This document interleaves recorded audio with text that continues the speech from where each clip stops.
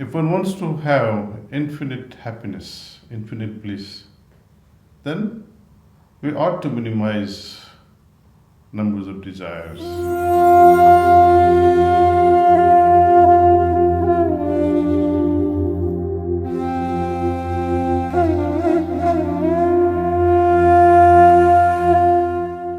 How to lead a life cheerfully?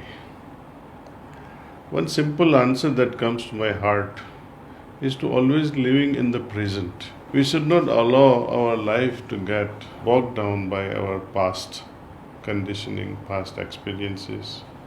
But then the question arises, the past experiences that was so painful for me, how can I forget it? Well, we have to take a lesson, a learning from the past experience. What makes us angry sometimes, what makes us sad sometimes, what makes us irritable at times is often due to this emotional baggage that we carry. But through heartfullness way of our practice, how long can such memory last in our heart? Not very long. When we practice cleaning very regularly and take sittings from preceptors regularly, then there is no chance for such a baggage to last in your heart.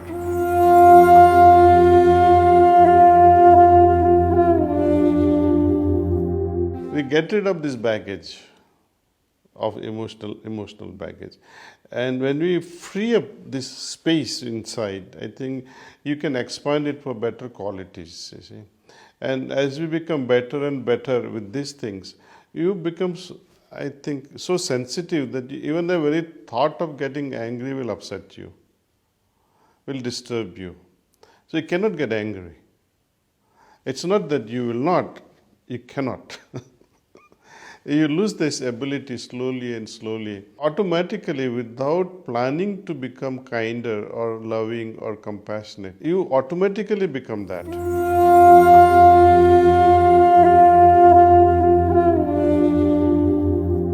How one destroys inner emotional state. Our experience is so that when you're angry, that's the moment when we lose this inner emotional balance.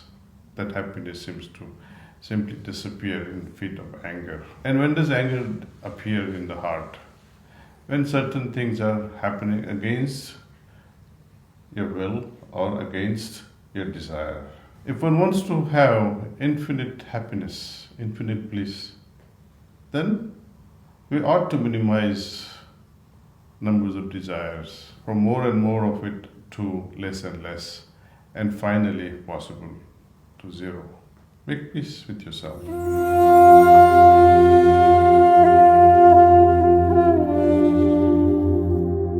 But how can you enjoy happiness unless there is some peace within and surrounding you? If there is restlessness, I don't think anyone can be happy. It is only in a peaceful environment that we can embrace, we can hug these elements of peace. And peace is not possible, according to Lord Krishna, unless and until you develop a contemplative mind. And he questions Arjuna, how can you arrive at such a contemplative mind unless you have a focused mind? How can you arrive at a focused mind? How can you regulate your mind? Unless and until you meditate. So my urge, my constant urge to all of you is to connect these dots. That unless and until I meditate, I will not be able to regulate my mind. If I cannot regulate my mind, I cannot remain focused. If I cannot remain focused, I cannot become contemplative. And in absence of contemplative mind, forget about peace. And if there is no peace, where will you find happiness in this world?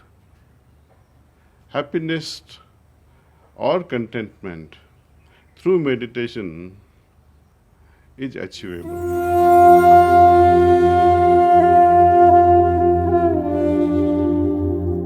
Likewise, Newton, he was relaxing under an apple tree. So the root of all these fundamental researches is possible. I mean, you are able to find something profound only when you are relaxed, so relaxed. You can't find things under attention.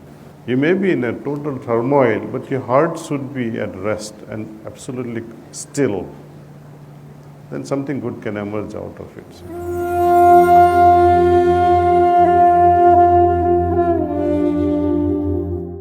How to vaccinate ourselves against, for example, anger, sadness, anxiety, depression, all kinds of mental disorders.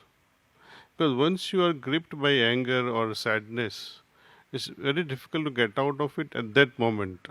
Time is the only solution, or some level of understanding, or some level of consolation in your heart will do. But it takes time to heal. And when you lose your focus, you lose your discriminative faculty from deciding what is right, what is wrong. So, especially when you are angry, don't make a decision in haste.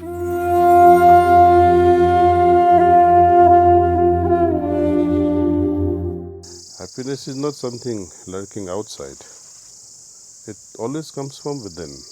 Happiness is like contentment, is a product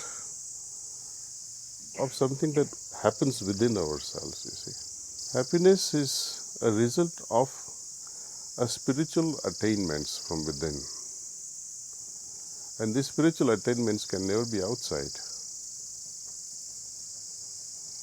It's again a byproduct. That's why we feel it that yes, happiness can come only from inside.